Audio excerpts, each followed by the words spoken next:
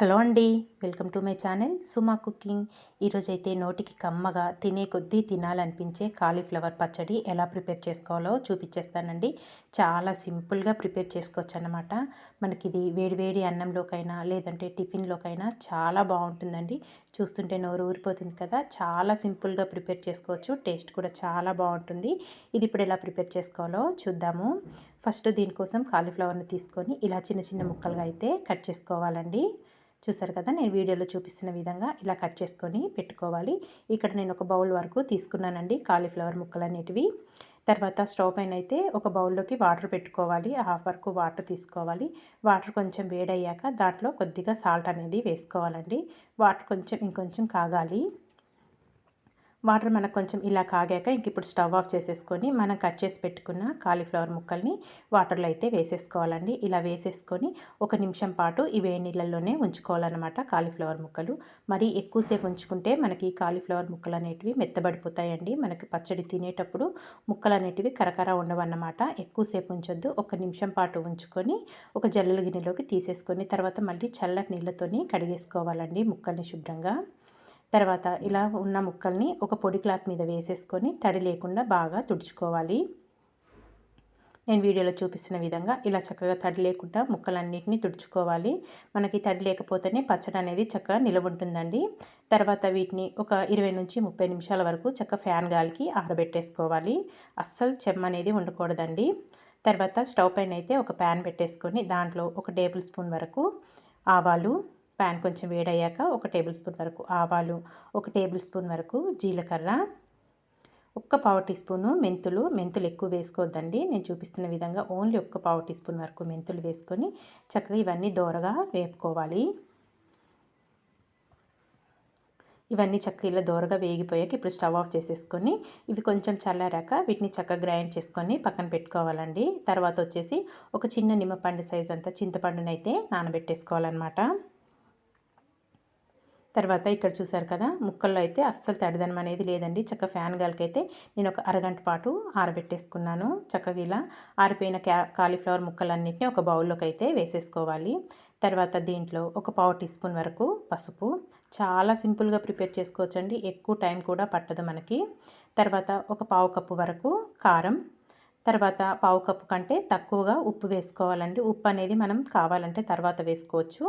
ఒక పావు కప్పు అయితే సరిపోతుంది. తర్వాత దీంట్లో పొట్టు ఒలిచేసుకున్న వెల్లుల్లి రెబ్బలు ఒక 5 నుంచి 6 వరకు వేసుకోవాలి. అలాగే మనం వేయించి పెట్టుకున్న ఆవాలు అవన్నీ గ్రైండ్ చేసుకున్న పొడి కూడా వేసేసుకోవాలి. ఇంకొచ్చేసి ఒక నిమ్మకాయ రసాన్ని అయితే యాడ్ చేసుకోవాలండి. మనం చక్కగా కరెక్ట్గా కొలత ప్రకారం వేసుకుంటే మనకి పచ్చడి అనేది చాలా బాగుంటుందండి. అన్నీ కరెక్ట్గా సరిపోతాయి. హాఫ్ కప్పు కారం వేసుకున్నాము. హాఫ్ కప్పు కంటే తక్కువగా సాల్ట్ వేసుకున్నామండి. ఒక పావు టీ స్పూన్ పసుపు వేసుకున్నాము. ఇవన్నీ వేసుకొని చక్కగా ఇదంతా బాగా మిక్స్ చేసేసుకోవాలి. మనకి కాలీఫ్లవర్ ముక్కలకి ఉప్పు, కారం ఇవన్నీ చక్కగా పట్టే విధంగా బాగా మిక్స్ చేసుకోవాలండి. నిమ్మరసం కూడా వేసుకున్నాం కదా, మనకు తినేటప్పుడు ముక్క అనేది పుల్ల పుల్లగా చాలా బాగుంటుందండి. ఇదంతా ఇలా కలుపుకొని పక్కన పెట్టేసుకోవాలి. తర్వాత మనం చింతపండు నానబెట్టుకున్నాం కదా, ఈ చింతపండు రసాన్ని కూడా చక్కగా గుజ్జు తీసేసుకోవాలండి. పల్చగా కాకుండా కొంచెం చిక్కగా ఉండేలాగా చింతపండు గుజ్జు అయితే తీసుకొని పక్కన పెట్టేసుకొని ఇప్పుడు మనం పచ్చడికైతే తాలింపు వేసేసుకుందాము. స్టవ్ పైన ప్యాన్ పెట్టేసుకొని ఆయిల్ వేసుకోవాలండి. మనం ఉప్పు కారం అయితే కొలుచుకున్న కప్పుతోని హాఫ్ కప్పు వరకు ఆయిల్ వేసుకోవాలి.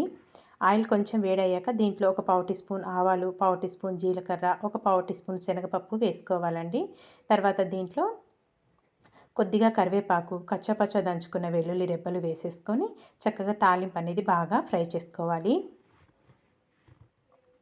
తాలింపు కొంచెం ఇలా బాగా ఫ్రై అయ్యాక మనం చింతపండు గుజ్జుని తీసి పెట్టుకున్నాం కదండి, ఆ గుజ్జుని ఆయిల్లోనే వేసేసుకోవాలన్నమాట. ఇలా వేసేసుకొని చక్కగా ఒక 3 నుంచి 4 నిమిషాల వరకు బాగా ఉడికించేసుకోవాలి. చింతపండు గుజ్జు చక్కగా దగ్గరకు వచ్చేస్తుందండి మనకి. చూసారు కదా, ఇలా చక్కగా ఉడికిపోతుందన్నమాట మనకి చింతపండు గుజ్జు అనేది. ఇంక ఇప్పుడు స్టవ్ ఆఫ్ చేసేసుకొని బౌల్ని అయితే పక్కన పెట్టేసుకుందామండి. కొంచెం మనకి చల్లారాలి ఈ తాలింపు అనేది. వేడి మీద వేసేసుకుంటే మనకి కాలీఫ్లవర్ ముక్కలు అనేటివి మెత్తబడిపోతాయి. కొంచెం చల్లారాక మనం ముందుగా కలిపి పెట్టుకున్న కాలీఫ్లవర్ ముక్కల్ని ఇందులో వేసేసుకోవాలండి తాలింపులో. ఇలా వేసేసుకొని ఇదంతా బాగా మిక్స్ చేసేసుకుందాము. మీకు చింతపండు రసం వద్దు అనుకుంటే నిమ్మకాయలు ఇంకొక 2 యాడ్ చేసుకోవచ్చండి. నిమ్మరసాన్ని యాడ్ చేసుకున్నా సరిపోతుంది. మనం చింతపండు గుజ్జు వేసుకోవడం వల్ల మనకి పచ్చడిలో గ్రేవీ అనేది ఎక్కువగా ఉంటుందండి. చక్కగా అన్నంలో కలుపుకోవడానికి చాలా బాగుంటుందన్నమాట. ఇదంతా ఇలా కలుపుకున్నాక ఇప్పుడు ఇదంతా ఒక బౌల్లోకి అయితే తీసేసుకోవాలి. మనం పెట్టిన వెంటనే కాకోకుండా చక్కగా నెక్స్ట్ డే మార్నింగ్ తింటే పచ్చడి అనేది చాలా బాగుంటుందండి. ముక్కకి ఉప్పు కారం పట్టి ఊరుతుంది. ఊరి మనకి చాలా బాగుంటుంది, టేస్టీగా ఉంటుంది. ముక్క కూడా తినేటప్పుడు కరకరలాడుతూ కాలీఫ్లవర్ ముక్క. ఇలా ఒక బౌల్లోకి తీసేసుకొని అయితే చక్క మూత పెట్టేసుకొని స్టోర్ చేసుకోవాలండి. చక్క ఆయిల్ కూడా మనకి బాగా స్ప్రెడ్ అవుతుంది నెక్స్ట్ డే మార్నింగ్ కల్లా. ఇక్కడ నేనైతే ఒక రోజు తర్వాత అయితే మీకు చూపిస్తున్నానండి. చూసారు కదా, ఇక్కడ చక్కగా ఆయిల్ అనేది బాగా పైకి స్ప్రెడ్ అయిపోయింది. చూసారు కదా ఎంత బాగుందో, చూడటానికి టేస్ట్ కూడా అంతే బాగుంటుందండి. చక్కగా ఇలా చేసుకున్న పచ్చడి మనం బయట పెట్టుకుంటే ఒక నెల పాటైనా ఉంటుందండి. అదే ఫ్రిడ్జ్లో పెట్టుకుంటే కనుక ఒక 3 నెలలైనా ఫ్రెష్గా ఉంటుందండి, పాడవకుండా. తప్పకుండా మీరైతే ఒక్కసారి ఇలా కాలీఫ్లవర్ పచ్చడి అయితే ట్రై చేసేయండి. చాలా సింపుల్గా ప్రిపేర్ చేసుకోవచ్చు. మనం ఇది వేడి అన్నంలోకైనా లేదంటే ఇడ్లీ దోశలకు కూడా చాలా బాగుంటుందండి. తప్పకుండా ట్రై చేశాక మీకు ఎలా వచ్చిందో నాకు కామెంట్ చేసేయండి. మరి ఇలాంటి మంచి మంచి వీడియోస్ కోసం అయితే వెంటనే నా ఛానల్ని అయితే సబ్స్క్రైబ్ చేసుకోండి ఫ్రెండ్స్. వీడియో నచ్చింది అనుకుంటే మీ ఫ్రెండ్స్కి రిలేటివ్స్కి కూడా షేర్ చేసేయండి. థ్యాంక్ యూ ఫర్ వాచింగ్ అండి. Bye bye.